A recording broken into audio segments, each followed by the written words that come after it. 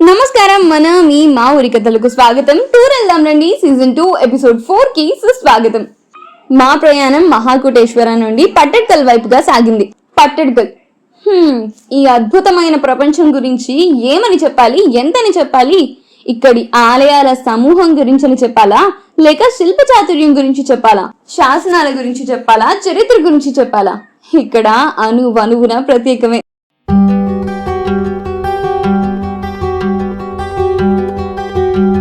అస్సలు ఆలస్యం చేయకుండా పట్టడ్కల్కి వెళ్ళిపోదాం పదండి. పూర్తి వీడియోని స్కిప్ చేయకుండా చూడండి. ఈ వీడియో నచ్చితే లైక్ చేయండి, షేర్ చేయండి, కామెంట్ చేయండి. మరీ ముఖ్యంగా మీరు ఇంకా ఈ ఛానల్ ని సబ్స్క్రైబ్ చేసుకున్నట్లయితే వెంటనే సబ్స్క్రైబ్ చేసుకుని పక్కనే ఉన్న బెల్ ఐకాన్ పై క్లిక్ చేయండి. మలప్రభా నది తీరాన నాటి చాళుక్యుల రాజధాని పట్టడ్కల్.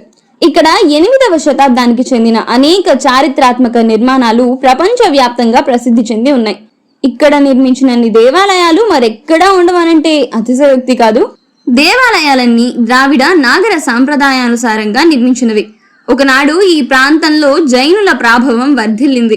పట్టడ్కల్ అనంటే పట్టాభిషేక రాయి మరియు పేరు సూచించినట్లుగా చాళుక్య సామ్రాజ్యం యొక్క రాజధాని కానప్పటికీ 5 నుండి 7వ శతాబ్దంలో చాళుక్య రాజులు ఇక్కడ పట్టాభిషేకం చేయబడ్డారు.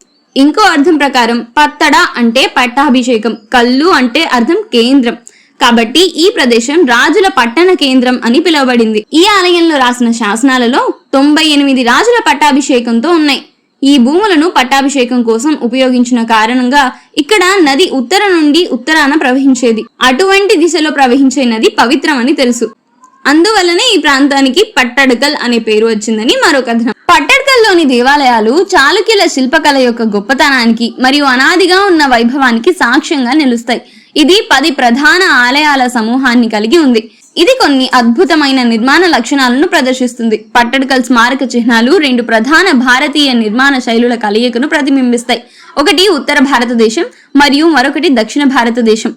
ఇక్కడి హిందూ దేవాలయాలు సాధారణంగా శివునికి అంకితం చేయబడ్డాయి. పట్టడ్కల్లో 10 ప్రధాన ఆలయాలుండగా 9 హిందూ మరియు 1 జైన దేవాలయం ఉంది. వీటితో పాటు అనేక చిన్న పుణ్యక్షేత్రాలు మరియు స్తంభాలు ఉన్నాయి. 8 ప్రధాన ఆలయాలు సమూహంగా ఉన్నాయి. 9వది దక్షిణంగా 1/2 కిలోమీటర్ దూరంలో ఉంది మరియు 10వ ఆలయం కిలోమీటర్ దూరంలో ఉన్న జైన దేవాలయం. ఆ ఆలయాలు ఏవి అనంటే కాశీ విశ్వేశ్వర దేవాలయం, సంగమేశ్వర దేవాలయం, విరూపాక్ష దేవాలయం, పాపనాథ దేవాలయం, మల్లికార్జున దేవాలయం, జైన దేవాలయం, కడసిద్ధేశ్వర ఆలయం, గలగనాథ దేవాలయం, చంద్రశేఖర దేవాలయం, జంబులింగ దేవాలయం. పట్టడ్కల్ ఆలయ సముదాయంలో ఉన్న ఈ 10 ప్రముఖ ఆలయాల్లో కొన్నింటి గురించి క్లుప్తంగా తెలుసుకుందాం. మొదటిది కాశీ విశ్వేశ్వర దేవాలయం. 8వ శతాబ్దపు మధ్యలో ఈ సమ్మేళనంలో నిర్మించిన చివరి ఆలయం ఇదే. మండప గోడకు ఉత్తరం వైపున అర్ధనారీశ్వర మరియు కాలభైరవ శిల్పాలు ఉన్నాయి. ఆ తర్వాత సంగమేశ్వర దేవాలయం. ఈ ఆలయాన్ని 720లో విజయాదిత్యుడు నిర్మించాడు. దీన్ని విజయేశ్వర ఆలయం అని కూడా పిలుస్తారు. గర్భగృహంలో సాధారణంగా లింగం ఉంటుంది మరియు అంతరాలయానికి ఇరువైపులా ఉప పుణ్యక్షేత్రాలు ఉన్నాయి. ఆలయ గోడలపై విష్ణు మరియు శివుని వివిధ అవతారాల శిల్పాలను కలిగి ఉన్న శిల్పాలున్నాయి. తర్వాత కడసిద్ధేశ్వర దేవాలయం. ఈ నిరాడంబరమైన నిర్మాణం 7వ శతాబ్దం మధ్య నుండి చివరి వరకు నిర్మించబడింది. దేవకోష్టాలలో వరుసగా ఉత్తరం, పడమర మరియు దక్షిణం వైపున అర్ధనారీశ్వరుడు, హరిహరుడు మరియు శివుని చిత్రాలు ఉన్నాయి. ఆ తర్వాత జంబులింగేశ్వర దేవాలయం.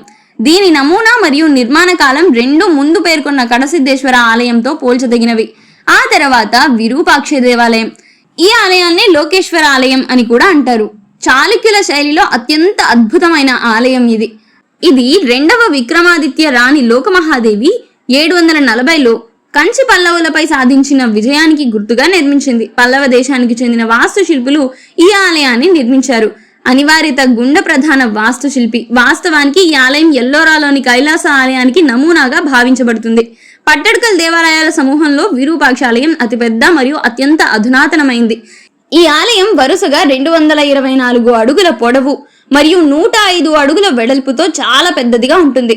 ఆలయం ముందు గర్భగృహ, ప్రదక్షిణ పథం, మహామండపం, ముఖమండపం మరియు ప్రత్యేక నంది మండపాలను కలిగి ఉంటుంది. గర్భగృహానికి 3 అంచెల ద్రావిడ రకం శిఖరం ఉంటుంది. చతురస్రాకార గర్భగృహలో చతురస్రాకార పాణిపీఠంపై అత్యంత మెరుగుపెట్టిన శివలింగం ఉంది. ఆలయంలోని అతి ముఖ్యమైన భాగం విశాలమైన ముఖమండపం వద్ద 4 వరుసలలో 18 స్తంభాలు, వాటిలో రామాయణం, మహాభారతం మరియు భాగవత పురాణాలు చక్కటి శిల్పాలుగా ఉన్నాయి. ఈ ఆలయం హిందూ పండితులకు మరియు ప్రాచీన భారతీయ చరిత్రకు అత్యంత ముఖ్యమైనదిగా పరిగణించబడుతుంది. ఇక్కడ హళెగన్నడ అంటే పాత కన్నడ శాసనాలు కూడా ఉన్నాయి. విరూపాక్ష దేవాలయం ముందు నంది మండపం ఉంది. ఇక్కడ ఉన్న స్తంభాలు కొన్ని రకాల అలంకారమైన నిర్మాణాలను చూపిస్తూ మరింత అందంగా కనిపిస్తాయి. ఈ ఆలయంలో గర్భగుడి ఎదురుగా గణేశుడు మరియు మహిషాసురమర్దిని 2 చిన్న మందిరాలు ఉన్న అంతరాలయం, తూర్పు, ఉత్తరం మరియు ముఖద్వారాలతో కూడిన సభా మండపం ఉన్నాయి. ఈ సముదాయం ఎత్తైన ప్రాకార గోడలతో చుట్టబడి ఉంటుంది. ఈ గోడల లోపలి ముఖాలకు వ్యతిరేకంగా అనుబంధ దేవతలకు అంటే పరివార దేవతలు అంకితం చేయబడిన చిన్న మందిరాలు అంటే వాస్తవానికి 32 ఉన్నాయి, కానీ వాటిలో కొన్ని మాత్రమే ప్రస్తుతం ఉన్నాయి. ఆలయానికి తూర్పున ఉన్న నంది మండపం 4 వైపులా తెరిచిన చతురస్రాకార మండపం. ఇది ఎత్తైన అంతస్తులో నంది యొక్క పెద్ద విగ్రహం కలిగి ఉంటుంది. శిల్పాలు శైవం, వైష్ణవం మరియు శక్తి దేవతల చిత్రాలను మరియు నరసింహ మరియు వరాహ, భైరవ మరియు నటరాజ, హరిహర, లకులీస, బ్రహ్మ, దుర్గా వంటి ఇతివృత్తాలను వర్ణిస్తాయి. సరస్వతి, లక్ష్మి మరియు ఇతరులు కూడా. తూర్పు ముఖమండప పైకప్పుపై చెక్కబడిన సూర్యదేవుడు తన భార్యలతో రథాన్ని నడుపుతున్న శిల్పం ఈ ఆలయం యొక్క ముఖ్యాంశం. విరూపాక్ష దేవాలయంలోని రావణుడు కైలాస పర్వతాన్ని ఎత్తడం, నరసింహుడు హిరణ్యకశపుణ్ణి చంపడం, పార్వతి వివాహ దృశ్యాలు, సన్నివేశాలు, భీముడు మరియు దుర్యోధనుల మధ్య యుద్ధం, భీష్ముడి పతనం, రామాయణం, సముద్ర మథనం, మృత్యుంజయ పాత్ర వంటి పెద్ద దృశ్యాలు ఉన్నాయి. ముఖమండప పైకప్పు కమలంపై కూర్చున్న బ్రహ్మ వంటి చక్కని చిత్రాలను కలిగి ఉంటుంది. ఈ ఆలయంలో జరుపుకునే అనేక ఇతర పండుగలు మహాశివరాత్రి, దీపావళి, మకర సంక్రాంతి, నవరాత్రి మరియు శ్రీరామనవమి. విరూపాక్ష దేవాలయాన్ని సందర్శించడం వల్ల కలిగే ప్రయోజనాలు ఏంటనంటే పరమశివుని దయాగుణం ఎనలేనిది.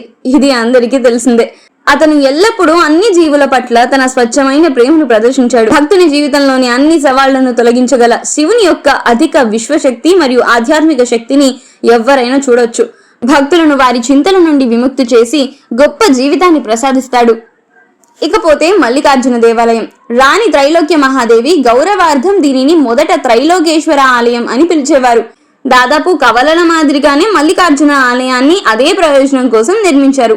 అదే సమయంలో దాని పక్కనే ఉన్న విరూపాక్ష దేవాలయం ఆలయం లోపల మహిషాసురమర్దిని, సముద్ర మథనం, నరసింహుడు హిరణ్యకశపునితో యుద్ధం చేయడం, మారీచుని వధించడం మొదలైన శిల్పాలు ఉన్నాయి. తర్వాత పాపనాథ దేవాలయం విరూపాక్ష ఆలయానికి దక్షిణంగా ఉంటుంది. ఇది ఉత్తర శైలికి చెందిన విమానాన్ని కలిగి ఉంది. శివుడు మరియు పార్వతి దిక్పాలకులు, నాగరాజు, గజలక్ష్మి చుట్టూ ఉన్న అనంత శయన విష్ణువుల చిత్రాలు పైకప్పుపై చెక్కబడ్డాయి. ఆ తర్వాత గలగనాథ దేవాలయం పంచతంత్రం మరియు పురాణాల నుండి శివుడు అంధకాసురుడిని సంహరించిన కథలు వర్ణించబడ్డాయి. తర్వాత చంద్రశేఖర దేవాలయం. ఈ చిన్న నిర్మాణం సంగమేశ్వర మరియు గలగనాథ దేవాలయాల మధ్య ఉంచబడింది. ఆ తర్వాత జైన దేవాలయం, స్థానికంగా జైన నారాయణ ఆలయం అని కూడా పిలుస్తారు. ఇది చాలా కాలం తరువాత 9వ శతాబ్దంలో రాష్ట్రకూట రాజవంశం పాలనలో నిర్మించబడింది. ఇది 3 అంతస్తుల ఆలయం. చతురస్రాకార గర్భగృహంలో పార్శ్వనాథుని చిత్రం ఉంది. పట్టడకల్లు లేదా రక్తపుర అని కూడా పిలుస్తారు ఈ ఊరిని. బాగల్కోటే జిల్లాలో మలప్రభా నది పశ్చిమ ఒడ్డున ఉన్న ఈ యునెస్కో ప్రపంచ వారసత్వ ప్రదేశం బాదామి నుండి 23 కిలోమీటర్ల దూరంలో మరియు ఐహోలే నుండి 10 కిలోమీటర్ల దూరంలో ఉంది. 2 చాళుక్య స్మారక చిహ్నాల చారిత్రక కేంద్రాలు. యునెస్కో పట్టడ్కల్ని ఉత్తర మరియు దక్షిణ భారతదేశం నుండి వచ్చిన నిర్మాణ రూపాల సామరస్య సమ్మేళనం మరియు దాని ఎత్తులో ఉన్న పరిశీలనాత్మక కళ యొక్క దృష్టాంతంగా వర్ణించింది. హిందూ దేవాలయాలు సాధారణంగా శివునికి అంకితం చేయబడ్డాయి. అయితే వైష్ణవ మతం మరియు శక్తి వేదాంత శాస్త్రం మరియు ఇతిహాసాలు కూడా ఉన్నాయి ఈ పట్టడ్కల్ ఆలయాల సమూహాల్లో. వీలైతే మీరు కూడా తప్పకుండా బాగల్కోట్ జిల్లాలో ఉన్నటువంటి ఈ బాదామి, పట్టడ్కల్ మరియు ఐహోల యొక్క అద్భుతమైన ఆలయ ప్రపంచాలని చూసి తరించండి. పట్టడ్కల్ నుండి మా తదుపరి ప్రయాణం ఐహోలే వైపుగా సాగింది. టూర్ వెళ్దాం నుండి సీజన్ 2 ఎపిసోడ్ 5తో ఐహోలేలో కలుద్దామా మరి.